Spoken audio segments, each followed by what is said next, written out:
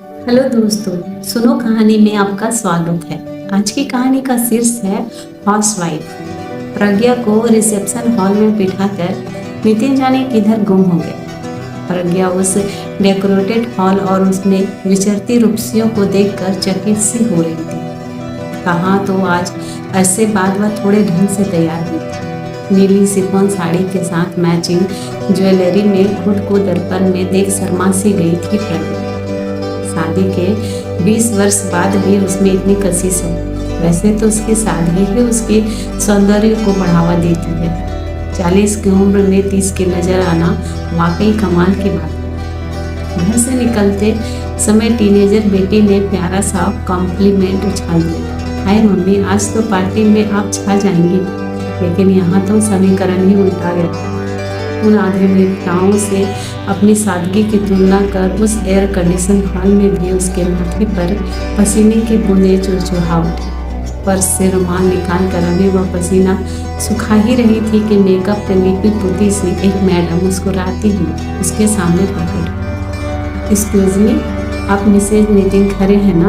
प्रज्ञा कुछ बोल सकने की स्थिति में नहीं थी। किसी तरह उसने स्वीकृति में गर्दन हिला दी। मैं रोमोला भारती, केमिस्ट्री डिपार्टमेंट से।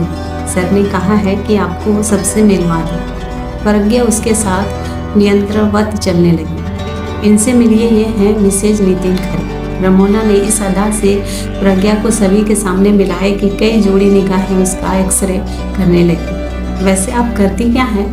खनकदार आवाज में उछाले गए प्रश्न के जवाब में प्रज्ञा जबरन मुस्कुराई। मैं हाउसवाइफ हूँ। हाउसवाइफ? ओहो, तभी तो इतनी सिंपल है।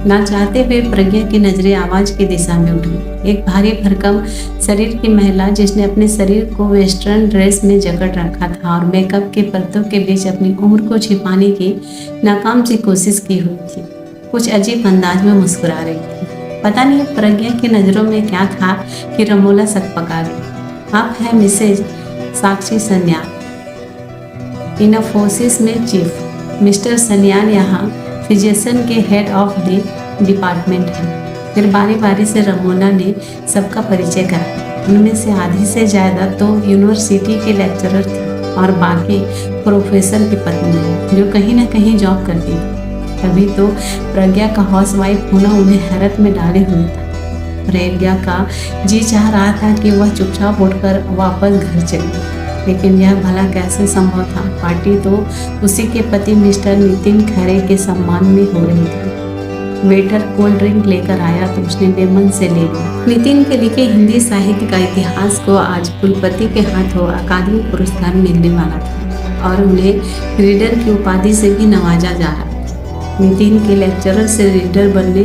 तक के सफर में प्रज्ञा ने हर पल उसका साथ दिया। अब वह इन तितलियों को अपने जॉब ना करने की क्या सफाई दे। एक तो नितिन का स्वभाव ऐसा है कि वे जब तक घर में रहे प्रज्ञा उनके आसपास होनी ही चाहिए। दूसरी बात जो खुद प्रज्ञा को गवारा नहीं थी वह यह कि उसके बच्चे आया के भरोसे पड़े, उन्हें स्कूल से आकर बंद दरवाजा देखना पड़े। खैर जो भी हो, लेकिन आज प्रज्ञा कुंठित हो गई थी। हाउसवाइफ होना वाकई हीनता का परिचायक है।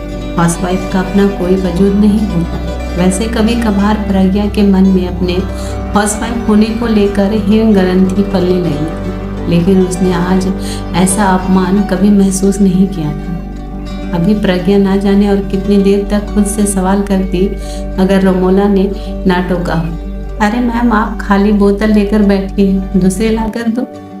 वाकई उसकी कोल्ड ड्रिंक तो कब की समाप्त हो गई थी।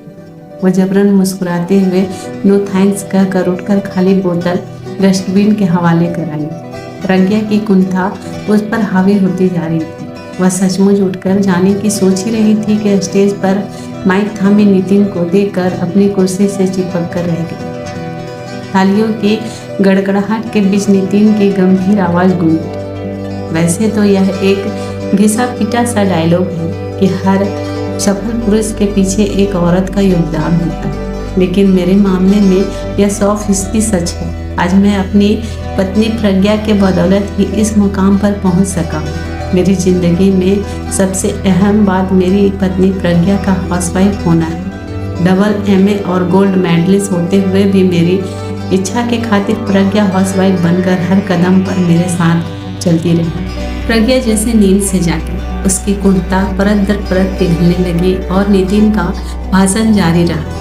तन मन से पूरी तरह समर्पित प्रज्ञा ने मुझे घर बाहर की तमाम जिम्मेदारियों से मुक्त नहीं रखा होता तो मैं आज इतना बड़ा ग्रंथ नहीं लिख पाता। आज के दौर में औरतों का जॉब करना उनका स्टेटस सिंबल बनता जा रहा है, लेकिन मुझे लगता है कि अगर प्रज्ञा भी कहीं जॉब करके खुद की पहचान तलाश कर रही होती तो शायद मैं आज भी एक साधारण सा लेक्चरर बना रहती। तालियों की गड़गड़ाहट के साथ ही प्रज्ञा की कुंठता पूरी तरह भीगी। उसका एक्सरे करने वाली निगाहें अब झुकने लगी, शायद वे रंगे हाथों पकड़ी गई थी।